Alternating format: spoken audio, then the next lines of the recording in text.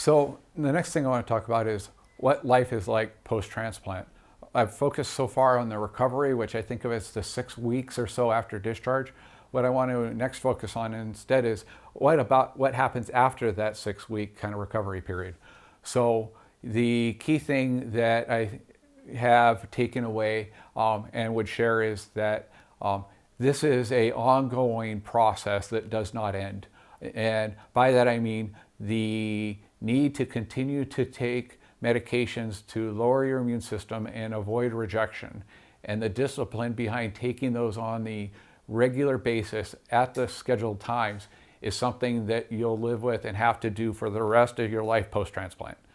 In addition to that, the need to mitigate exposure to either bacterial infection or viral infection is going to be an ongoing focus forever post-transplant. The understanding that I have is that your risk of having a rejection event is greatest immediately after the transplant, and that that risk decreases over time, but it never goes away entirely. So that at 1 year, 2 years, 3 years, 5 years after transplant, you'll still always have a risk of a rejection event. And that ultimately what happens to transplant patients is at some point there can either be an acute rejection or a chronic rejection. The acute rejection is treatable and can essentially be reversed. So you can go back to quote normal. When the chronic rejection happens, it means your body will no longer tolerate the donor lung. You want to avoid the acute rejection events because they can cumulatively increase your likelihood of having chronic rejection. Now, what can lead to an acute rejection event? Well, they may just happen. Nothing can be done about that. But if you get sick and say get a lung infection, then you have to reduce your level of rejection drugs and reduce your level of prednisone so you can let your immune system come up and fight off that infection. Well, that then means you're more at risk of a rejection event. So, one of the key areas of focus is try not to get sick because that can create risk. So what that means is in public spaces, when you're within an arm's length of someone, wear a mask. Try not to expose yourself to a lot of those situations, but when you need to, use a mask to try to further reduce or mitigate the exposure. And when it comes to food, there are certain foods that are just off the list, like sushi. Fish needs to be well done. There are salad bars and buffet lines that are no longer on the list of options for the same reason. A healthy person with a perfectly fine immune system could fight off the bacteria that might be in that salad bar. With someone who's taking drugs to lower the immune system, you can't fight off those same level of bacteria and you're going to get sick. So one of the key lines of defense is trying to reduce all kinds of areas of exposure that might be perfectly fine for a healthy person with a normal immune system. Trying to reduce your exposure to crowded areas. And I think what it comes down to is using a level of judgment in many cases about what's the risk that I'm taking on versus what's the reward. It's not about never taking any risk at all.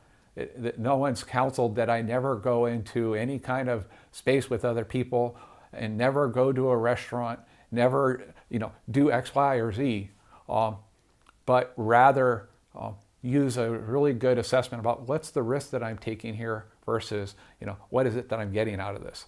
And that in general, try not to cumulatively expose yourself to more viral bugs and bacterial bugs than your lower immune system can tolerate.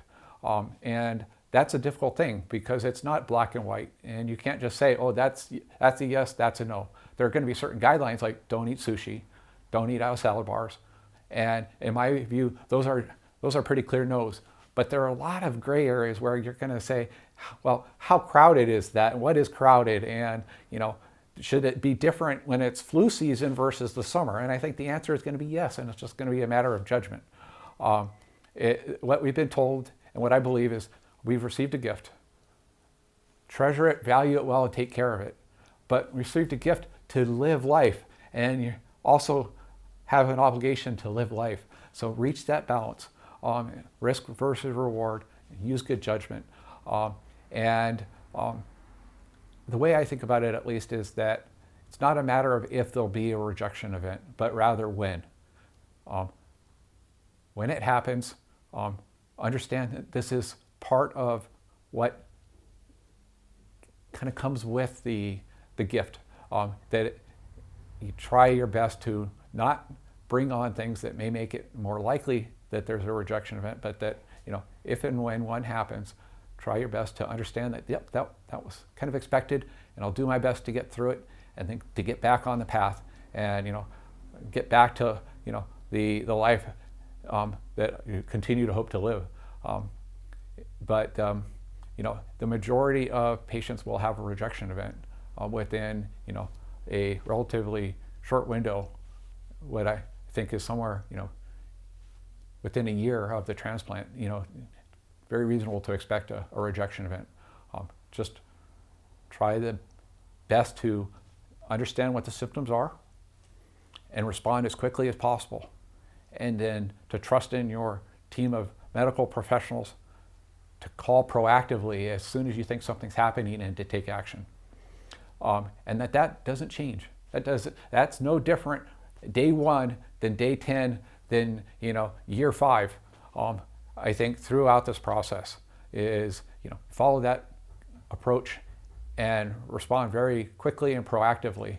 The signs or symptoms of a rejection event, and just make sure that your loved ones and your family understand why you're taking some of the precautions. One of the things that's difficult is when people come over to visit, inclination is to take a hug or give a hug. And it's instead about trying to help people understand why that's not necessarily the best way to say hello, and that you find another way. There are many ways that might fit, but find a way that does it without exposing yourself to the level of risk. I think key things post-transplant, the medications are going to be a go-forward part of life forever, and the exposure that you have to colds because of a lower immune system are going to be a risk forever go forward. They're part of the trade-off. I'd say the silver lining is, at least the way I feel, that the life post-transplant is a rich and wonderful thing indeed, for which I'm incredibly grateful. So these don't seem like difficult trade-offs. They seem very manageable as I look at things going forward.